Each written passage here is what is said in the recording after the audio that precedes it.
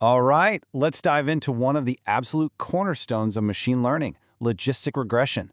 You might not know its name, but trust me, it's the quiet powerhouse behind countless yes or no decisions that your devices are making for you every single second. I mean, have you ever stopped to wonder about that? How does your inbox know that an email is junk before you do? Or how does a streaming app confidently slap a kid-friendly label on a movie? Behind all these seemingly simple calls, there's a really clever algorithm that has to make a firm choice. And that choice? Well, it brings us right to the very heart of the problem we're going to tackle today.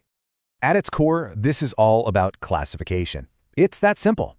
We've got a whole mess of data, and we just need a machine to be a really good sorter, to look at each piece and put it into one of two boxes, the yes box or the no box. Is it spam or not spam? Is the purchase legit or is it fraud? You get the idea. So, to make this really concrete, we're going to stick with one simple example through this whole explainer. Let's say we want to predict if a movie is kid-friendly, just based on its age rating.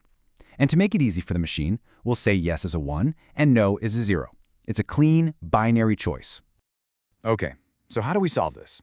Our first instinct might be to just grab a familiar tool from the machine learning toolbox. But, as you're about to see, sometimes the most obvious tool is exactly the wrong one for the job. Let's start with a classic, linear regression. It's fantastic for predicting things like how much a house will sell for or what next quarter's sales will be. Its whole job is to look at a bunch of data points and draw the best possible straight line right through them. Seems logical enough, right? Well, here's what happens when you try to force that nice straight line onto our simple yes-no data. You get chaos. The line tries its best, but because our answers can only ever be 0 or 1, a straight line just doesn't fit the reality of the problem. It's a total mess.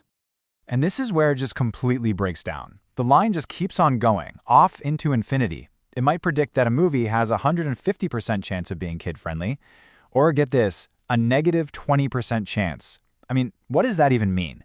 These numbers are pure nonsense, because probabilities have to live between 0 and 1. They just have to. So let's just sum it up. Linear regression is built for predicting things that can keep going up or down forever, like a price. But our goal is totally different. We need to predict a fixed category. And to do that, we need a number that acts like a probability, something neatly tucked between 0 and 1. It's clear we need a better tool. And that better tool, the real hero of our story, doesn't arrive as a straight line. It arrives in the shape of a beautiful, elegant curve. And here it is, logistic regression. Instead of just trying to draw a line through points, this algorithm is specifically designed from the ground up to calculate the probability of something happening. It was literally built for this yes or no kind of question. So how in the world does it do it? What's the secret sauce? Well, it all comes down to a really clever piece of math called the Sigmoid Function. This is the engine that makes the whole thing purr. Honestly, the best way to think about the sigmoid function is as a probability squisher. That's it. It can take any number you throw at it, positive, negative, huge, tiny, doesn't matter, and it elegantly squeezes it down into a value that always falls between 0 and 1.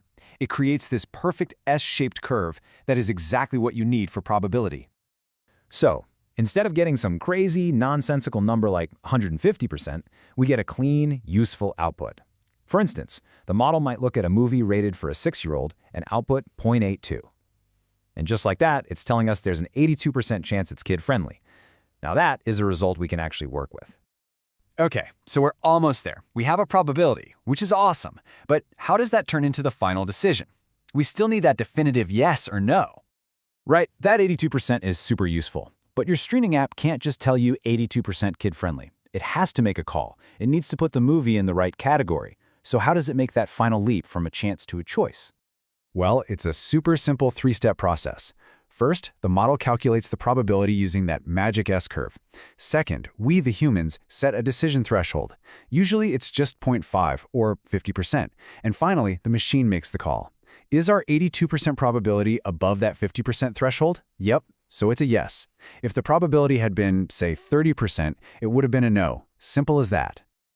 So now that we know how it works, let's pull back the curtain and see just how common this thing really is.